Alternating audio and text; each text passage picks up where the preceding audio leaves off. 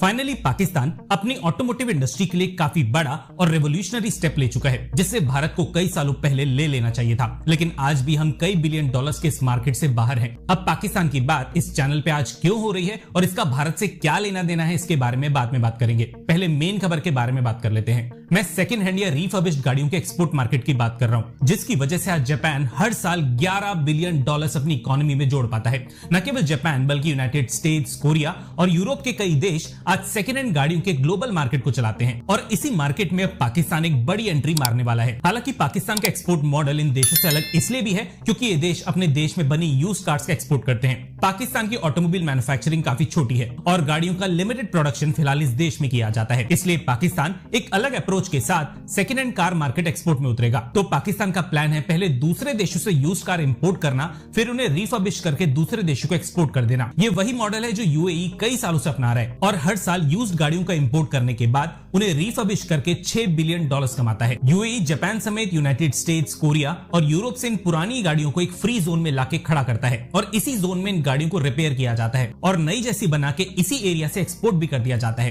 पाकिस्तान भी ऐसा ही करने वाला है और इनकी नई पॉलिसी को इस हिसाब से बनाया गया है कि जो भी पुरानी गाड़ियां रिफर्बिश होने के लिए पाकिस्तान में इंपोर्ट होंगी, उन्हें 100% दूसरे देशों को एक्सपोर्ट कर दिया जाएगा और एक भी गाड़ी को पाकिस्तान में लोकली बेचना अलाउड नहीं होगा। वैसे पाकिस्तानी मीडिया में कोई नई खबर नहीं है। इस पॉलिसी को 2023 में ही ड्राफ्ट कर लिया गया था, लेकिन इस पॉलिसी में मल्टीपल एजेंसीज के शामिल होने की वजह से यह प्रोजेक्ट डिले हो गया। खबर के मुताबिक इस प्रोजेक्ट के लिए पाकिस्तान 30 मिलियन डॉलर्स निवेश करेगा और आने वाले कुछ सालों में यह इन्वेस्टमेंट 300 मिलियन डॉलर्स तक होने वाला है। पाकिस्तानी सरकार का मेन पर्पस अपने एक्सपोर्ट्स को बढ़ाना है। 2025 से 2026 के बीच पाकिस्तान का एक्सपोर्ट 6% गिर चुका है और इसे फिर से लाइन पे लाने के लिए नई एक्सपोर्ट अपॉर्चुनिटीज पाकिस्तान में लाई जा रही है। खैर, बात करें भारत की तो अभी तक ऐसी कोई भी फॉर्मल पॉलिसी अवेलेबल नहीं है जो भारत के second hand car export market के लिए बनाई गई है। इसलिए भारत आज भी सेकंड हैंड गाड़ियों को एक्सपोर्ट नहीं करता। हालांकि गाड़ियों के टोटल प्रोडक्शन में भारत और जापान में ज्यादा कोई बड़ा फर्क नहीं है। सोचिए, यूज्ड कार का ग्लोबल मार्केट साइज आज अराउंड 2 ट्रिलियन डॉलर्स है और इतने मैसिव मार्केट में से भारत अपनी वजह से बाहर है। और कमाल की बात यह है कि पाकिस्तान इस बात को समझ गया,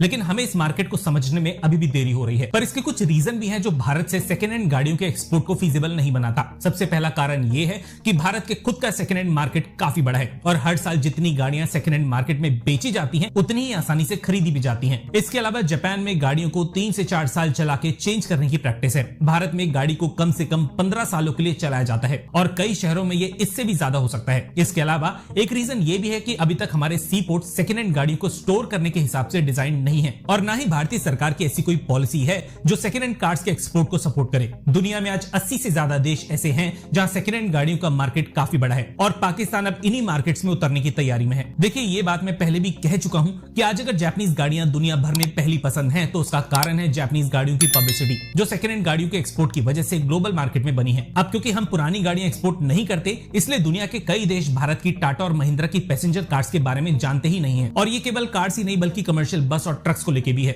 अच्छा, एक बात जो मैंने आपको इस वीडियो में नहीं बताई वो ये कि पाकिस्तान सेकंड हैंड गाड़ियों के अलावा सेकंड हैंड स्पेयर पार्ट्स का एक्सपोर्ट भी जल्दी शुरू करेगा और ऐसे मार्केट जो ऑलरेडी पुरानी जापानीज गाड़ियों के भरोसे चलते हैं, उन मार्केट्स के लिए बड़ा सप्लायर बनेगा। देखिए, बहुत से लोग शायद कमेंट सेक्शन में इस कंटेंट के बारे में कुछ गलत बातें करेंगे, लेकिन मेरा ऐसा मानना है कि अगर कोई सही स्ट्रेटेजी दुश्मन से सीखी जा सकती है तो जरूर सीखनी चाहिए। अक्सर ऐसा युद्ध के मैदान में भी देखा गया है कि हम दुश्मनों की टैक्टिक्स को सीख के कई बार दुश्मनों के खिलाफ ही इस्तेमाल करते हैं और यहाँ तो देश का फॉरेन एक्सचेंज रेवेन्यू बढ़ाने की बात की जा रही है। भारत ऑलरेडी कार्स प्रोडक्शन में चौथे नंबर पे आता है और हमारे लिए यूज्ड कार मार्केट में कूदना कोई इतनी बड़ी बात नहीं है। इससे पहले पाकिस्तान इस अपॉर्चुनिटी का फायदा उठाए, मुझे लगता है कि हमें इस मार्केट में घुस के दूसरे बड़े देशों की लिस्ट में घुस जाना चाहिए। मुझसे सहमत है तो हाँ, वरना कमेंट सेक्शन में ना लिखने के बाद वीडियो को लाइक किए बिना बिल्कुल भी मत जाइएगा। धन्यवाद। जय हिंद।